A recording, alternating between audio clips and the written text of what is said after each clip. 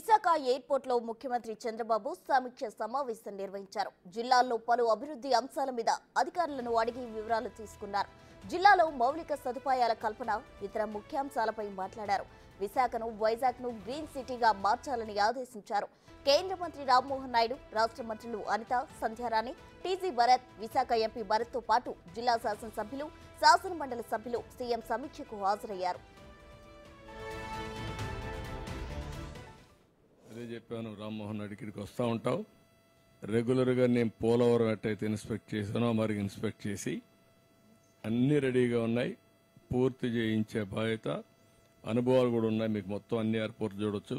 Civil aviation మినిస్టర్గా చూసిన తర్వాత users friendly, latest technologies, one of the most modern airport విశాఖపట్నంలో రావాలి.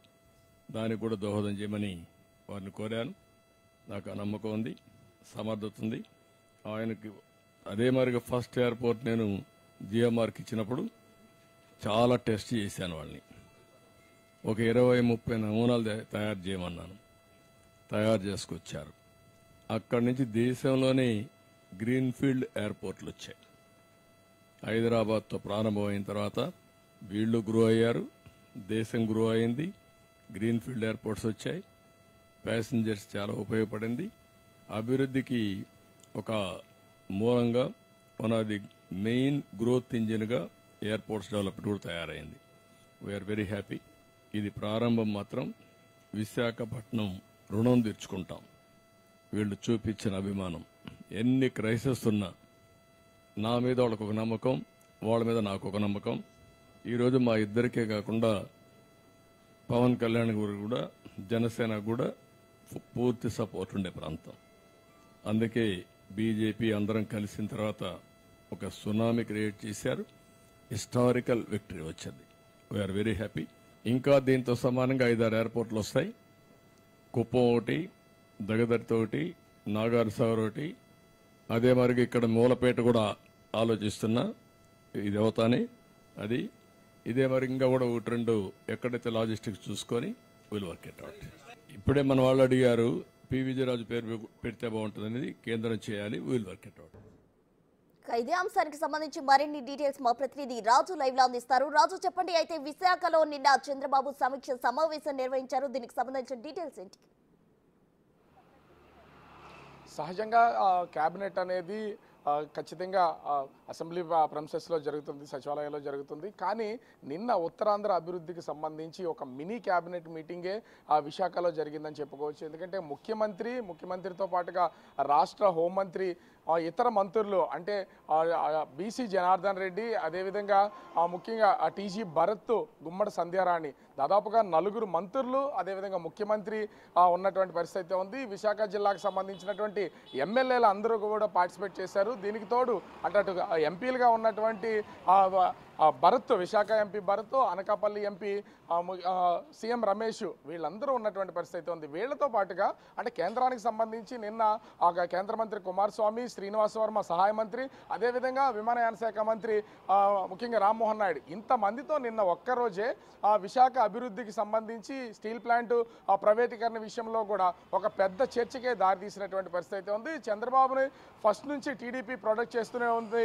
చంద్రబాబు విజనరీ నాయకుడు, విజన్ ఉన్నటువంటి నాయకుడు, ఖచ్చితంగా రాష్ట్ర అభివృద్ధి జరుగుతుందనే కోణంలో చెప్తున్నటువంటి నేపథ్యంలో నిన్న ఉత్తరాంధ్రకు వచ్చినటువంటి చంద్రబాబు మొత్తం ఉత్తరాంధ్ర ప్రజలు పార్టీని, అదేవిధంగా ప్రభుత్వ ఏర్పాటులో కీలకమైనటువంటి భూమి పోషించారు కాబట్టి అభివృద్ధిలో ఉన్నతమైనటువంటి స్థానానికి తీసుకెళ్తామని సమీక్షా సమావేశంలో నిర్వహించినటువంటి పరిస్థితి ఉంది. ఉత్తరాంధ్రకు సంబంధించినటువంటి వివిధ జిల్లాల కలెక్టర్లు, ఉన్నతాధికారులు, ఎమ్మెల్యేలు, ఎంపీలు, మంత్రులు అందరితోనూ సమీక్ష నిర్వహించడంతో పాటుగా భోగాపురం ఎయిర్పోర్ట్ని అనుసంధానం చేస్తూ అటు భోగాపురం నుంచి భీమిలి వరకు బీచ్ కారిడార్ని డెవలప్ చేయాలి, రోడ్స్ని డెవలప్ చేయాలి. దీంతో పాటుగా మెట్రోని, ముఖ్యంగా విశాఖ మెట్రోని అనే దాన్ని సాధ్యాసాధ్యాలు అన్నింటి నుంచి విశాఖ మెట్రో ఎంత అవసరం, అది అభివృద్ధికి ఎంతో ఉపయోగపడుతుందని చెప్పినటువంటి పరిస్థితి ఉంది. అదేవిధంగా పారిశ్రామిక అభివృద్ధి విషయంలో కూడా ఎక్కడా తగ్గేది లేదు. నిన్న మెడ్టెక్లో భవనాలు ప్రారంభోత్సవం, అక్కడ మెడికల్కి సంబంధించినటువంటి ఎన్నో పరికరాల్ని డెవలప్ చేయడంతో పాటుగా చోడవరం దగ్గర మరొక సెజ్కి సంబంధించి భూములను కూడా పరిశీలించాలని చెప్పడంతో పాటు ఒక 500 ఎకరాలు భోగాపురం ఎయిర్పోర్ట్కి సంబంధించి సేకరణ చేయాలి. దీనివల్ల అనేక విభాగాలకు సంబంధించినటువంటి వాటిని కూడా డెవలప్ చేయొచ్చు, హోటల్స్ అదే డెవలప్ చేసే అవకాశం అయితే కనిపిస్తుందని సీఎం చంద్రబాబు సూచించినటువంటి పరిస్థితి అయితే ఉంది. గత ప్రభుత్వ హయాంలో ఎన్నో అవకతవకలు అయితే జరిగాయి. ముఖ్యంగా భూములకు సంబంధించి ఎంతోమంది అమాయకులు భూములు కోల్పోయినటువంటి పరిస్థితి ఉంది, కబ్జాలకు గురయ్యాయి, ఆక్రమణకు గురయ్యాయి. వాటన్నింటినీ తిరిగి ఇచ్చేలాగా అధికారులు చర్యలు తీసుకోవాలి. ఎక్కడ కొంచెం కూడా అలసత్వం వహించొద్దని అధికారులకు, జిల్లా కలెక్టర్లకి సూచించినటువంటి పరిస్థితి ఉంది. ముఖ్యంగా పోలీస్ అధికారులు ఎలాంటి భూదందాలకు సంబంధించినటువంటి వాళ్ళు ఎవరైనా సెటిల్మెంట్స్ ఇలాంటి విషయాల్లోకి వస్తే వాటిని పక్కన పెట్టాలంటూ హోంమంత్రి సమక్షంలోనే సీఎం సూచించినటువంటి పరిస్థితి ఉంది. ఇంటర్నల్ మీటింగ్లో అనేక విషయాలు చర్చకు వచ్చాయి. ముఖ్యంగా విశాఖ అభివృద్ధి, ఐటీ అభివృద్ధి, దీంతో పాటుగా ఆ రోడ్లు పూర్తి స్థాయిలో విశాఖ నగరం చుట్టూ అంటే జీవీఎంసీ పరిధిలో ఉన్నటువంటి అన్ని రోడ్లు చాలా వరకు అధ్వానంగా ఉన్నవి. వీటన్ని ఎందుకంటే విశాఖ జీవీఎంసీ పరిధి అనేది అటు అనకాపల్లి జిల్లా వరకు విస్తరించి ఉంటుంది.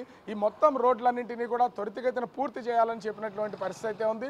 ఓవరాల్గా చూస్తే నిన్న ఒక్కరోజు అటు అనకాపల్లి జిల్లా, విశాఖ జిల్లా, విజయనగరం జిల్లా 3 జిల్లాల్లో సుడిగాలి పర్యటన చేసినటువంటి సీఎం చంద్రబాబు పూర్తి స్థాయి అభివృద్ధిపై దృష్టి పెడతాం, మేము రుణం తీర్చుకుంటాం ఉత్తరాంధ్ర ప్రజలకు సంబంధించి అని ఒక హామీ ఇచ్చినటువంటి పరిస్థితి అయితే ఉంది. దీంతో అటు నిరుద్యోగులకి ముఖ్యంగా ఐటీ అభివృద్ధితో పాటుగా పరిశ్రమల అభివృద్ధిని, అదేవిధంగా కారిడారు భీమిలి నుంచి అటు భోగాపురం వరకు కారిడార్ అంతా కూడా డెవలప్ చేస్తామని చెప్పినటువంటి నేపథ్యంలో నిరుద్యోగులతో పాటుగా అటు టీడీపీ నాయకులు, కార్యకర్తల్లో ఒక ఉత్సాహకరమైనటువంటి వాతావరణం ఏర్పడినటువంటి పరిస్థితి కనిపిస్తుంది. ప్రసన్న.